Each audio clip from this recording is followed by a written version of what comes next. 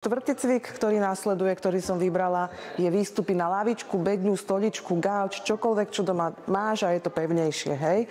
Takže postavím sa predom, pred tú stoličku alebo gauč, začnem. Buď môžem nohy striedať, alebo idem najprv na jednu a potom na druhú. Ideálne tých opakovaní 12 až 20. Je to na každom, koľko opakovaní si zvolí, záleží, či je začiatočník, pokročili, mierne pokročili, alebo či už cvičiť dlho.